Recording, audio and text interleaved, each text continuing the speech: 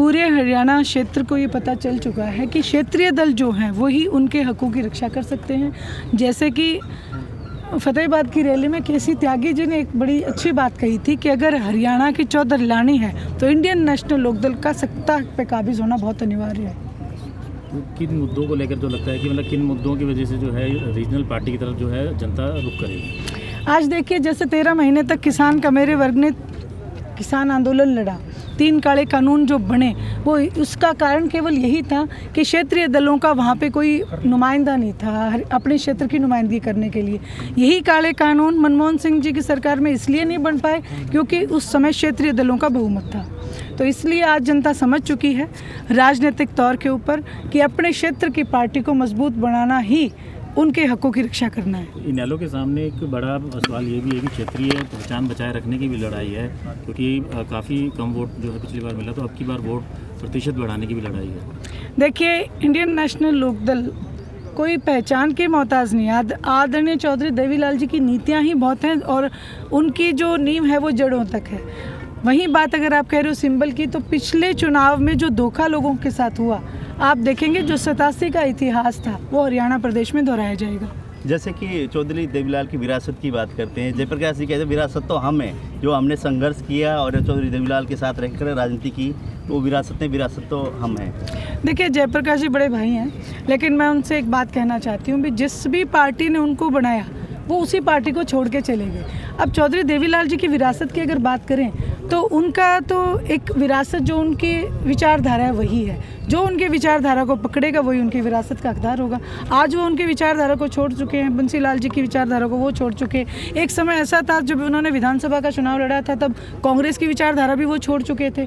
तो अब ये उनको खुद को डिसाइड करना पड़ेगा कि कौन सी विचारधारा उनकी है और कौन सी पार्टी के उत्तराधिकारी है। दल की बात कर रहे हैं आप, जजपा भी आप उसको कहा? देखिए, आज प्रत्यक्ष को प्रमाण की ज़रूरत नहीं, गांव-गांव में जो हश्र हो रहा है उसके लिए मुझे ज़्यादा बोलने की ज़रूरत नहीं। रणजीत चौटाला और जयप्रकाश ये कहते हैं इनेलो तो हमारे मुकाबले से काफ़ी बार है। देखिए, कोई भी पार्टी हो वो अपने आप को सक्षम मानती है, लेकिन तय तो लोग करते हैं, जनता तय करती है। लोकतंत्र है, लोकतंत्र की सबसे बड़ी ताकत जनता के हाथ में है। जनता ये तय करेगी कि कौन मैदान में है और कौन मैदान से बाहर है। हिसार को लेकर क्या अभी लग रहा है कि हिसार में क्या संभावना है? हिसार पूरे लोकसभा क्षेत्र में अगर आप देखेंगे नज़र पसार के, तो 80% जो हमारा वोटर है वो किसान का मेरा वर्ग है। और किसान का मेरे वर्ग को इस बात की समझ आ चुकी है कि पूरे हिंदुस्तान में 4200 से ज़्यादा MLA MP होते हुए भी ये जो मौजूदा दल हैं, जो मौजूदा पार्टियों के जो कैंडिडेट्स हैं, इनके भी तो थे MLA MPs थे, लेकिन किसी ने इस्तीफ़ा नहीं दिया। इंडियन नेशनल लोकदल के पास एकमात्र सीट थी और एकमात्र सीट से वो अपने लोगों को मजबूती प्रदान करने के लिए उनके साथ खड़े थे। तो लोकसभा में यही मैं आपको कहूँगी कि क्यों पड़े हो चक्कर में, कोई नहीं है टक्कर में। इंडियन नेशनल लोकदल जिंदाबाद है, जिंदाबाद रहेगी। बड़े चौटाला साहब अभी तक नजर नहीं आए, तो क्या उनकी तबीयत थोड़ी नासाज है, जैसे ही वो ठीक होंगे, वो हमारे सबसे बड़े शेर है और वो आपको जल्दी मैदान में दिखेंगे। जैसे आज फील्ड में जल्दी नजर आएगा। बिल्कुल बिल्कुल। आज के जलसे को देख के लगता है कहीं ना कहीं भात भरने की तैयारी जनता कर रही है। निश्चित रूप से क्योंकि देखो, मैं एक सबसे पहली बात कि मैं हिसार में जो कुलाना हल्का है उनकी बेटी हूँ, दौलतपुर गांव की।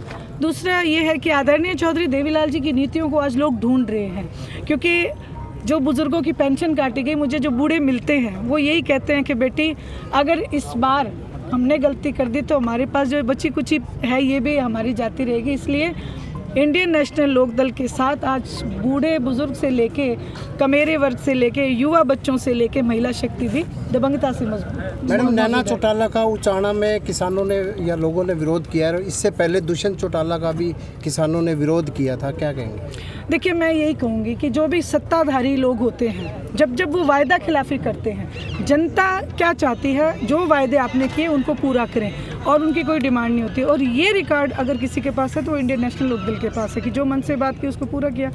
उन्होंने वायदा खिलाफी की लोगों के साथ, इसलिए लोग नाराज़ हैं।